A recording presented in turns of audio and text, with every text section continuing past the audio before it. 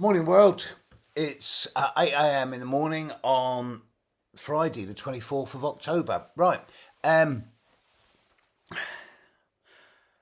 I was awake at stupid o'clock this morning. Don't know why. Well, I do. I went to bed early, so I was up early. And I was up around 5:30. And I woke up and I thought, get out of bed, go now. And it was like, what? What's going on? And without my mind really having any say in it, my body got out of bed and went to my front door. Now, I live in a relatively rural part of England, close to a major airport, but about 10 miles away. So if I look north, I get a lot of light pollution from an airport. But when I look south and my front and out my window, I can see south, I get a good 60-degree view of the sky. And my goodness, at 5:30 this morning, when I was looking southwest, high in the sky above me, I could see the end of the constellation of Aries. I could see all of Taurus. I could see the Pleiades clearer than I've seen them for a year. I could see the horns of Taurus. I could see Aldebaran in the horns of Taurus really clearly. And I don't remember their names, the twin stars that spin round each other, one of the only binary star systems you can see with the naked eye. And you know, when you look at the Pleiades and you know that they're in the shoulder of the bull, and when you look at the horns of Taurus and you know that the bull's got his head down and he's charging and the horns are sticking out, then you can imagine the bull in the sky. And I really get how the ancients would have looked at that constellation and saw something, an animal with its head down charging. And it's charging at Orion, the hunter, which is so clear in the British more early morning sky at the moment. Clearest I've seen it for a long time. You can see the four stars making up the base of the legs and one shoulder and the tip of the arrow of Orion. Two of them are the most famous ones, Betelgeuse and Rigel. And Betelgeuse is red and Rigel is blue, and that's how you know them, because the initial letters are transposed to their colours. And of course, Orion's belt.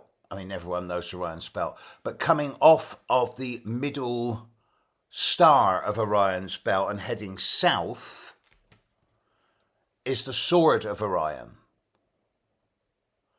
And that was really visible this morning. And at the bottom of the sword of Orion is the Orion Nebula. Now, you can't see that with the naked eye, at least not from the UK. But it was so clear this morning that I could make out a very faint discoloration. So I ran in and got my telescope, small handheld jobby, and yeah, you could see quite a strong discoloration. Now, you can't see any details through something that small, but that's exactly where the Orion Nebula is, at the bottom of the sword of Orion. And then, to my absolute pleasure, because last night in my teaching class, I was teaching about the characteristics of the constellations and the zodiac signs of Cancer and Capricorn. And I was saying how a constellation of Capricorn's been known for about 4,000 years, whereas the constellation of Cancer is a fairly recent one, only about 2,000 years old. And the constellation of Capricorn is easy to spot, but Cancer never really is, because it's always low on the horizon wherever you are. But this morning, for the first time, it must be in over a decade, I saw the constellation of Cancer really clearly underneath Orion, bottom left of Orion. Now, the Orion's belt, as we all know, points southwest to the brightest star in the sky. This is Sirius. There's a lot of mythology around Sirius, the dog star. A lot of New Agers will say, oh, that's where our genetic seeding comes from, to which I go, yeah, maybe. But underneath Sirius, you can see the constellation of Cancer. And yes, it's only 4 stars that are visible. 3 in an almost small semi-crescent with 1 behind it. But that's the crab and its claws sticking out. And it was such a pleasure to see that, especially after I was teaching it last night. But that's not all. Because to the top left of Orion, you could see the constellation of Gemini. Now, it's easy to spot Pollux and Castor, the 2 stars in the heads of the twins. But it was so clear last night that I could make out the bodies and the legs of the twins as well. And most spectacular of all, just to the south of Pollux and Castor, literally 2 fingers width, you can see something 3 times brighter than Sirius. And what you're looking at there is Jupiter, the king of the gods, the biggest planet in the sky. The planet that is bigger than all the other planets in the solar system put together. The planet that gives out nearly 3 times as much heat and light as it receives from the sun.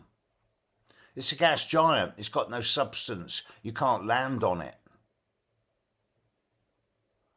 But Jupiter is obviously the planet of growth and expansion, even if, as a hot gas giant, it sometimes does promise more than it delivers.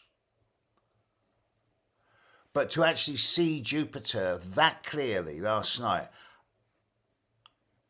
I'm pretty sure I saw Ganymede, the biggest of it. I think Ganymede's the biggest of its moons, through my little telescope. It was so clear, so bright. So if you're in a position where you can actually get out and see the night sky in the hour or 2 before sunrise at the moment, you're in for a celestial treat. Because the constellations that are up there at the moment are easily recognisable. And there's something about it.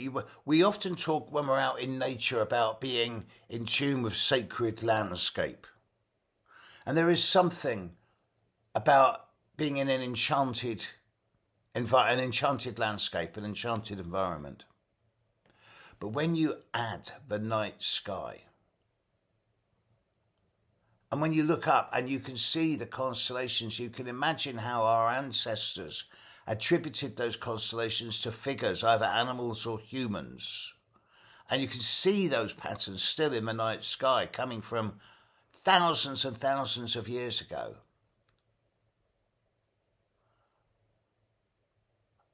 There's been times in my life where I've seen those constellations whilst I'm really out in nature, in a sacred landscape with barrows, hill forts, tumuli, even stone circles. And the sense of not just awe and wonder, but enchantment. Where you feel, on the one hand, incredibly small, but on the other hand, you feel part of a unified whole, where you belong in the landscape, on the earth, in the heavens. And it's at moments like that that I realise that in many ways humanity is a kind of interface between heaven and earth. There's never been a species capable of objective, rational, logical thought on this planet before. And there's never been a species that can attribute meaning and pattern to the night sky or to landscape-based phenomena. And it is such a privilege to be born at this time, to be able to see this, to resonate with it, to dance with it, and to be part of the enchantment of heaven and earth. If I wasn't an astrologer, I don't think I'd be alive now. It's such a privilege. I'm not trying to push astrology on people. You're watching this because you want to. But when astrology gets you, she never lets you go, and she consistently adds to both the knowledge and the magic. Get your studies up, folks. Catch you soon. Bye.